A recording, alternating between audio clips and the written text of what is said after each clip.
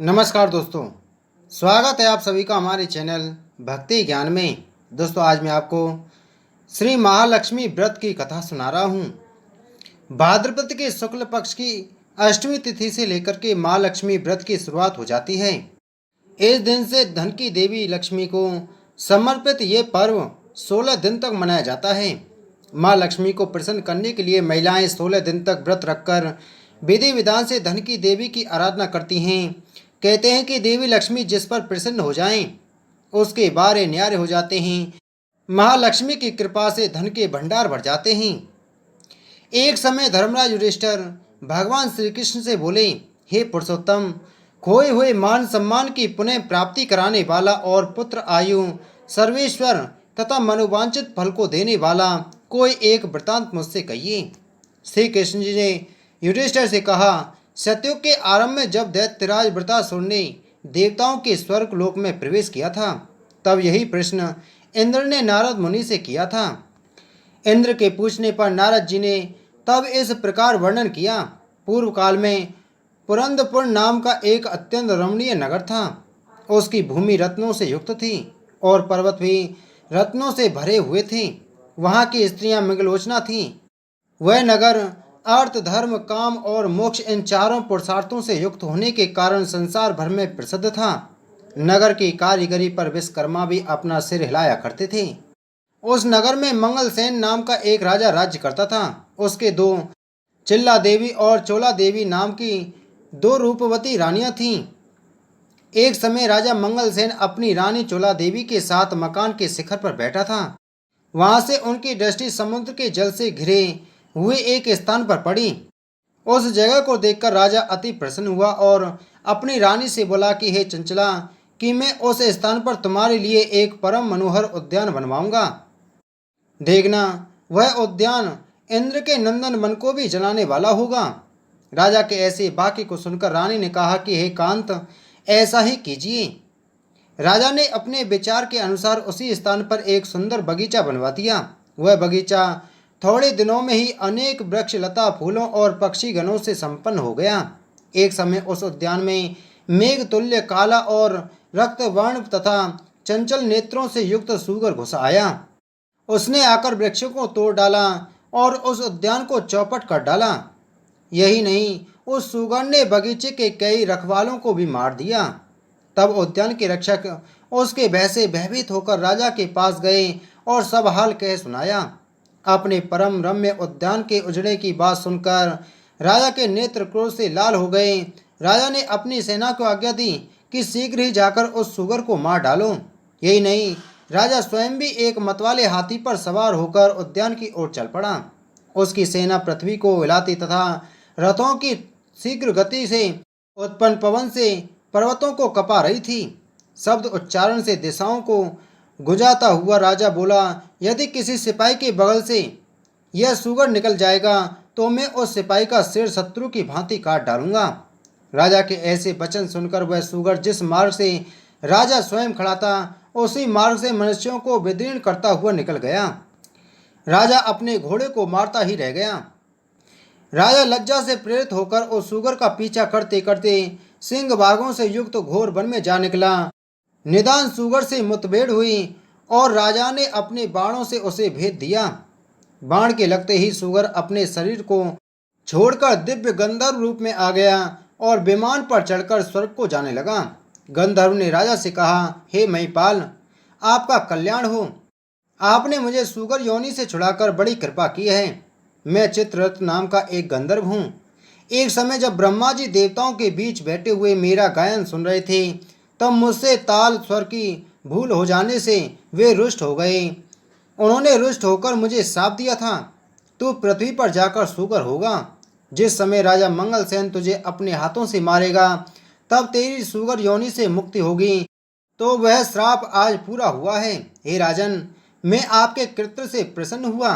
आप भविष्य में महालक्ष्मी व्रत करके सार्वभौम राजा हो जाएंगे, ऐसा मेरा आशीर्वाद है। नारद जी कहने लगे और वह चित्ररथ गंधर्व राजा मंगलसेन को ऐसा आशीर्वाद देकर अंतर्ध्यान हो गया। राजा जो ही वहां से अपने नगर के लिए चलने को तैयार हुआ, त्यों ही उसे एक ब्राह्मण दिखाई दिया। राजा ने ब्राह्मण से प्रश्न किया कि हे देवता, आप कौन हैं? इस पर ब्राह्मण ने उत्तर दिया कि राजन, मैं आपके ही राज्य का एक नागरिक हूँ। आप इस समय शांत दिखाई देते हैं, कहिए मैं आपकी क्या सेवा कर सकता हूँ? राजा ने तब ब्राह्मण से कहा कि वह उसके घोड़े को किसी निकट के जलाशय से पानी पिला लाए।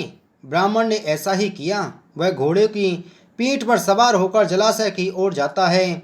बटुक जलाशय के निकट पहुंचकर वह देखता है कि वहां दिव्य वस्त्र और अलंकार पहने हुए बहुत सी स्त्रियां कोई कथा कह रही हैं। तदंतर वह बटु भी उन स्त्रियों के पास जाकर अपना परिचय देकर नाना प्रकार के प्रश्न करने लगा। हे स्त्रियों, आप यहाँ भक्ति भाव से क्या कर रही हैं? इसकी क्या विधि है? इसके करने से क्या फल होता है?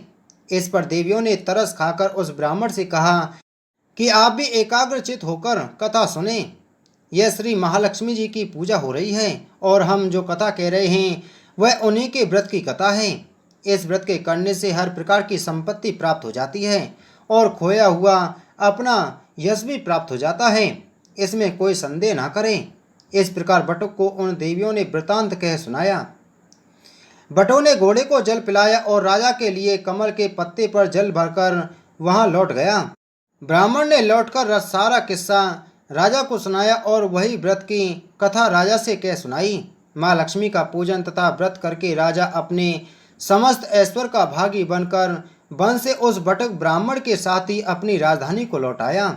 सबसे पहले राजा अपने मित्र ब्राह्मण के साथ अपनी बड़ी रानी चोला देवी के महल में जाता है। रानी ने जब राजा के दाहिने हाथ में व्रत का बंधा हुआ डोरा देखा तो वह राजा से रुष्ट हो जाती है। वन में यह डोरा किसी अन्य स्त्री ने राजा को बांध दिया है, ऐसा विचार कर चोला देवी ने राजा के हाथ से वह डोरा तोड़कर धरती पर फेंक दिया। उसी समय छोटी रानी चिल्ला देवी भी वहां आ जाती है। वह उस डोरे को उठा लेती है और पास ही खड़े बटु ब्राह्मण से उस डोरे का संपूर्ण रहस्य जान लेती है।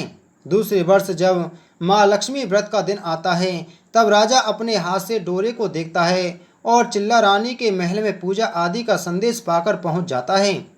वह इस प्रकार चोला रानी से रुष्ट हो जाते हैं और चिल्ला रानी से प्रसन्न हो जाते हैं।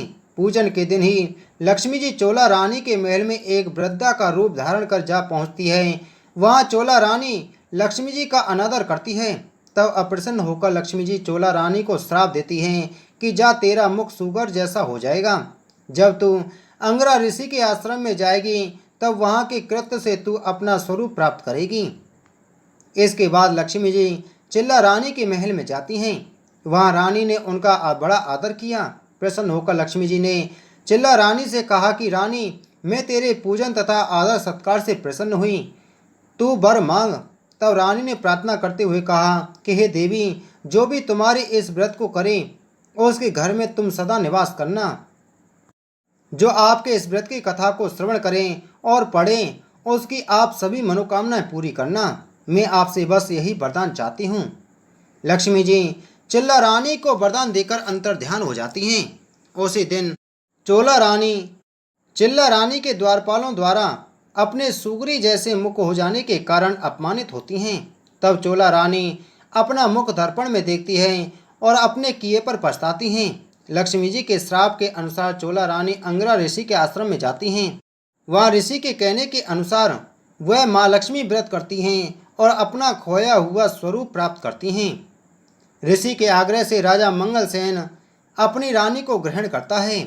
इस प्रकार राजा मंगलसेन अपनी दोनों रानियों सहित बहुत वर्षों तक राज्य सुख भोगता रहता है। वह अपने समय का चक्रवर्ती राजा माना जाने लगा। उसका बटुक ब्राह्मण ही उसके विशाल राज्य का मंत्री बना। राजा मंगलसेन अपनी रानियों के निरंतर इस व्रत को करते रहने के कारण अंत में स्वर्ग को गया और आकाश में उसे श्रवण नक्षत्र का रूप प्राप्त हुआ है। अंत में ऋषि नारद ने इंद्र से कहा, हे देवराज, जो भी इस व्रत को करेगा वह अवश्य ही इस लोक में समस्त सुख भोगकर मोक्ष को प्राप्त होगा। अतः तुम भी व्रतासुर दैत्य का नाश करने हेतु इसी व्रत को करो। श्री कृष्ण जी ने भी धर्मराज युधिष्ठिर से इस व्रत को करने की सलाह दी। आइए जानते हैं पूजन विधि के बारे में। दोस्तों, 16 तार का डोरा लेकर उसमें 16 गांठ लगा लें। हल्दी की गांठ घिसकर या हल्दी लेकर के डोरे को रंग लें फिर उसके बाद इस डोरे को आप हाथ की कलाई में बांध लें। यह व्रत अश्विन कृष्ण पक्ष की अष्टमी तक चलता है। व्रत पूरा हो जाने पर वस्त्र से एक मंडप बनावें, उसमें लक्ष्मी जी की प्रतिमा रखें। प्रतिमा को पंचामृत से स्नान करावें, 16 प्रकार से पूजा करावें। रात्रि में तारागणों को पृथ्वी के प्रति अर्घ देवें और लक्ष्मी जी की प्रार्थना करें। व्रत रखने वाली स्त्रियां ब्राह्मणों को भोजन करावें, उनसे हवन कराएं और खीर की आहुति दें। चंदन, ताल पत्र, पुष्पमाला, अक्षत, दुर्वा, लाल सूत, सुपारी, नारियल तथा नाना प्रकार के पदार्थ नए सूप में 16-16 की संख्या में रखें। फिर नए दूसरे सूप को ढककर इस प्रकार प्रार्थना करते हुए माता लक्ष्मी को समर्पित कर देवें। क्षीर सागर में हुई प्रकट लक्ष्मी, चंद्रमा की बहन श्री विष्णु वल्लभा माँ लक्ष्मी इस व्रत से संतुष्ट हों। उसके बाद में इस सामान को माता लक्ष्मी को समर्पित कर देवें। इसके बाद 4 ब्राह्मण और 16 ब्राह्मणियों को भोजन कराकर दक्षिणा देकर विदा करें। फिर घर में बैठकर स्वयं भोजन करें। इस प्रकार जो व्रत करते हैं वे इस लोक में सुख भोगकर बहुत काल तक लक्ष्मी लोक में सुख भोगते हैं। बोलो लक्ष्मी माता की जय।